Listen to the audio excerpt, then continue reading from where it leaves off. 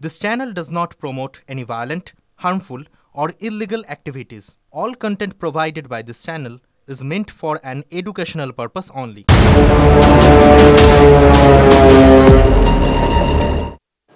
উত্তাল বাংলাদেশে অত্যাচারিত হিন্দু, ঢাকায় ভারত বিরোধী ষড়যন্ত্রের খোলাখুলি হুঙ্কার। আর এই পরিস্থিতিতেই আজ ঢাকায় কেন্দ্রীয় বিদেশ সচিব বিক্রম মিশ্রি, অন্তর্বর্তী সরকারের বিদেশ মন্ত্রকের উপদেষ্টা এবং সচিবের সঙ্গে তার একপ্রস্থ বৈঠক শেষ হয়েছে। প্রায় 2 ঘন্টারও বেশি সময় ধরে সেই আলোচনা চলেছে। আজ বিকেলে ইউনুসের সঙ্গেও তার বৈঠকের সম্ভাবনা রয়েছে।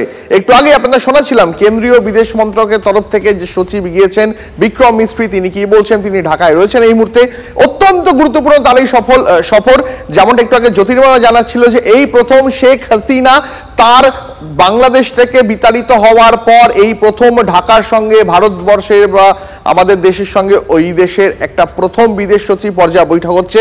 এই বৈঠকের কি ফলাফল বেরোয় সেদিকে তাকিয়ে হচ্ছে আন্তর্জাতিক মহল। তবে আরো একবার আপনাদের শোনায় বিক্রম মিশ্রি কি বললেন।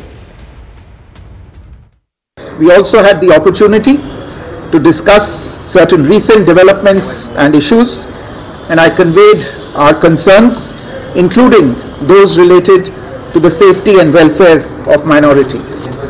We also discussed some regrettable incidents of attacks on cultural, religious and diplomatic properties, a constructive approach on all these issues by the Bangladesh authorities, and we look forward to moving the relationship forward in a positive, forward-looking and constructive direction. এবার রাজ্য সমবায় ভোটেও কেন্দ্রীয় বাহিনী মোতায়েনের নির্দেশ দিল supreme court. Kanthi সমবায় ব্যাংকের ভোটে বেনজিরের নির্দেশ সুপ্রিম কোর্টের। ভোটে হিংসা হলে ভোট বাতিলের কড়া বার্তা শীর্ষ আদালতের। কাঁথি সমবায় ব্যাংক নির্বাচনে সব ভোট গ্রহণ কেন্দ্রে সিসিটিভিও লাগানোর নির্দেশ সুপ্রিম কোর্টের।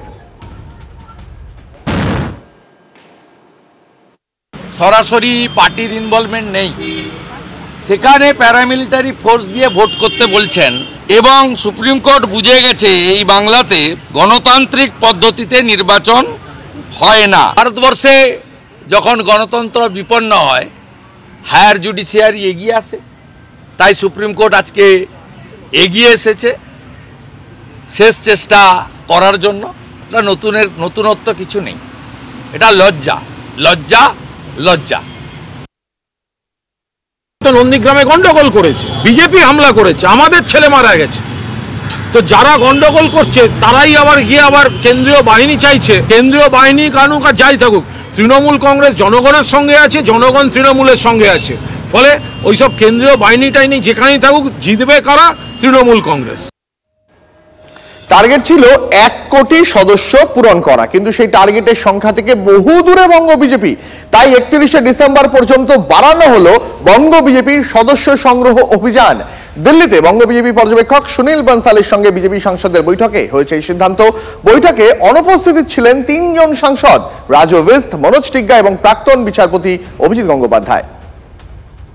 All India general secretary Shri Sunil Bansal উনি আমাদের সাংসদদেরকে নিয়ে বৈঠক করেছেন।